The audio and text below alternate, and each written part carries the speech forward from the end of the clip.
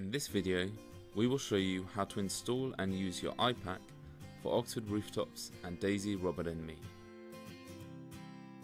Log on to Oxford Premium with your credentials.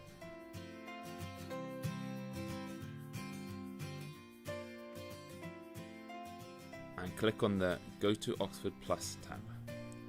Alternatively, you can go straight to the Oxford Plus website and log on from there. Select the iPack and click on Open to start using it.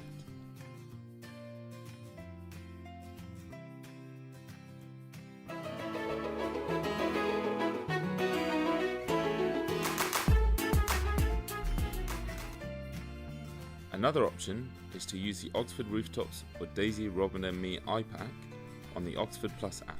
You must first have the app installed. Open the app and log on with your Oxford Premium credentials.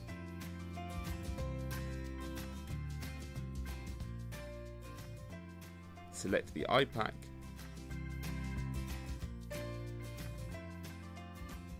and click on the green arrow to download it. Once the iPack has downloaded, click on the cover to open it. You can now use your iPack with or without internet connection.